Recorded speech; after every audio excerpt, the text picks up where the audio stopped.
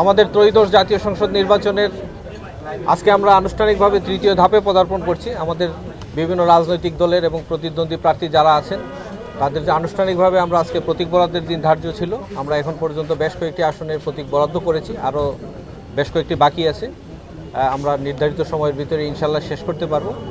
এখন পর্যন্ত আমরা প্রতিদ্বন্দ্বী প্রার্থীদের কাছ থেকে অত্যন্ত সহযোগিতামূলক আচরণ আমরা পেয়েছি।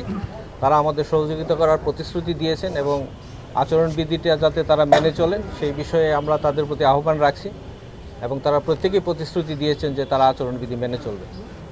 তো আমরা প্রত্যাশা করি যাতে আমরা সবাই মিলে একটা ভালো নির্বাচন উপহার দিতে পারবো। একই সাথে এই বছরের যে জাতীয় সংসদ নির্বাচন তার সাথে গণভোটের একটি বিষয় আছে। গণভোটের বিষয়ে যাতে ভোটারদের তারা প্রত্যেকেই যার যার অবস্থান থেকে সচেতন করে সেই বিষয়ে আমরা আহ্বান রেখেছি। একই সাথে পোস্টাল ব্যালটের বিষয়ে তাদেরকে আমরা অবহিত করেছি। আগামীকাল থেকে আনুষ্ঠানিকভাবে পোস্টাল ব্যালট আসার কথা আছে। আমাদের এখানে 13টি আসনের জন্য পোস্টাল ব্যালট সংরক্ষণের জন্য যে ব্যালট বক্স আমরা কালকে সকালে আনুষ্ঠানিকভাবে স্থাপন করব। আমরা প্রত্যেক প্রতিদ্বন্দ্বী প্রার্থীকে অনুরোধ করেছি তাদের এজেন্ট বা তাদের কোনো প্রতিনিধি যদি তারা এখানে প্রেরণ করেন তাদের সামনেই কাজটি করা হবে। একই সাথে আমি গণমাধ্যমের যারা আছেন তাদেরকেও আহ্বান জানাচ্ছি, আপনারাও যদি থাকেন সকাল 9টা থেকে আমাদের কার্যক্রমটি শুরু করব, আপনারা যদি থাকেন আপনারাও সেটি দেখতে পারবেন। স্যার, অনেক প্রার্থী আপনাদের সাথে কথা বলেছে এবং তাদের নিজ নিজ এলাকার নির্বাচনী যে পরিবেশ নিয়ে তারা শঙ্কা জানিয়েছে। আপনাদের কাছে কি মনে হচ্ছে যে কোন কোন বিষয়গুলোকে তারা সবচেয়ে বেশি গুরুত্ব দিয়েছে এবং আপনারা কোন বিষয়ে সবচেয়ে বেশি কনসার্ন থাকবেন? জি, এ ব্যাপারে মানে এর সাথে একটু যোগ করে দিই।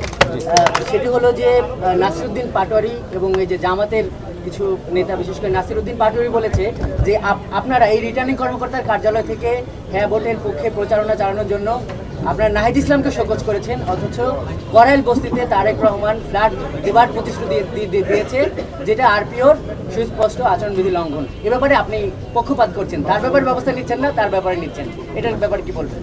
একটা বিষয় হলো যে বেশিরভাগ প্রার্থী যেটা কনসার্ন ফিল করেছেন তারা আইনশৃঙ্খলা পরিস্থিতিটা যাতে স্বাভাবিক থাকে, তারা যাতে নির্ভয়ে নির্বিঘ্নে তাদের প্রচারণা চালাতে পারেন সেটি তারা আমাদের দৃষ্টি আকর্ষণ করেছেন। আমরা তাদেরকে আশ্বস্ত করেছি এবং নির্বাচন কমিশন এবং সরকার আইনশৃঙ্খলা রক্ষার বিষয়ে যেসব পদক্ষেপ গ্রহণ করেছেন সেই বিষয়ে তাদেরকে অবহিত করেছি।